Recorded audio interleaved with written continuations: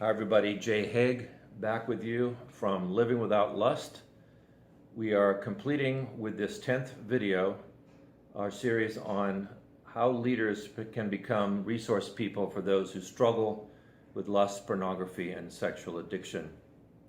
You know, the church today is a lot like when Paul planted the Corinthian church along with others.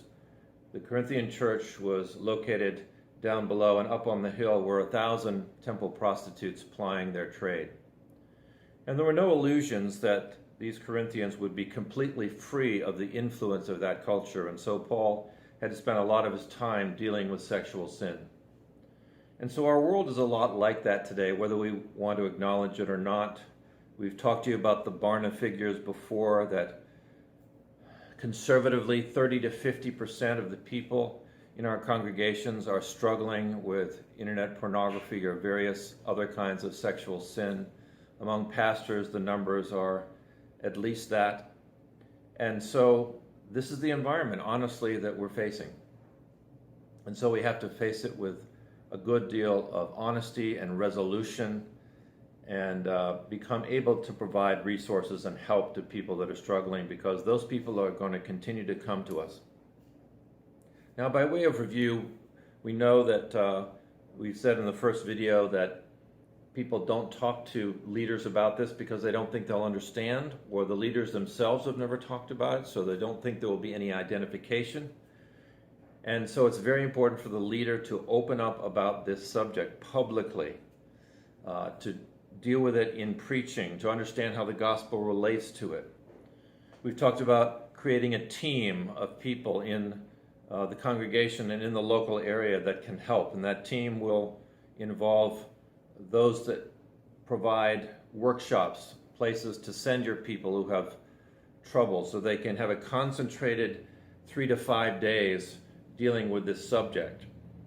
And we've talked about networking with therapists in the area to understand who can deal with issues of sexual brokenness most effectively, and we can send people to that we're going to need to do that. And we've talked about understanding what 12-step groups are in the area and the need for a Christian mentor and all of that.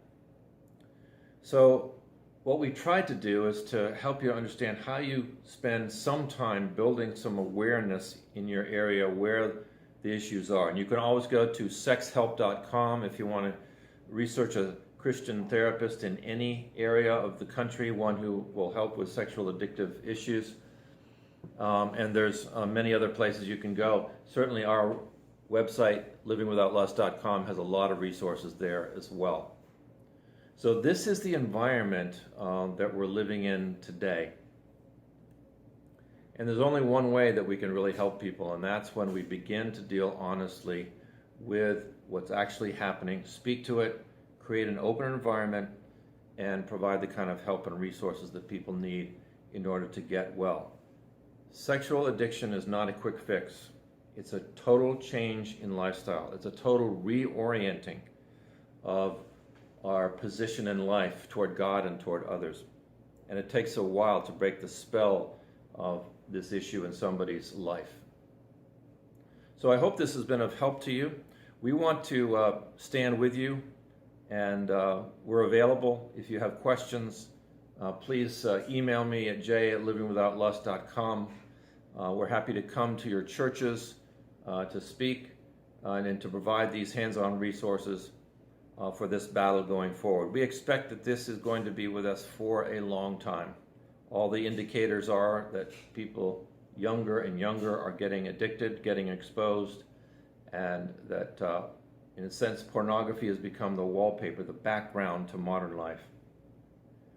But those that are involved will eventually want help to escape, and that's what we have to keep in mind. And if we can get on the front edge of this and provide the help and become known for people who will actually get in there and help those who struggle, then we can have a dynamic ministry. We're not saying that you should give up everything else that you're doing in your churches and in your Christian organizations. That's your bread and butter. That's what you should be doing. But we also want to make you aware that you're going to run up against this problem and that there is help. Again, if we can offer it to you, feel free to contact us. Again, I'm at jay@livingwithoutlust.com. So I hope you've enjoyed these 10 series of leadership videos. We're going to post them on our website. We're going to post them on YouTube and Twitter and LinkedIn as well. So spread the word, and we appreciate your time. God bless.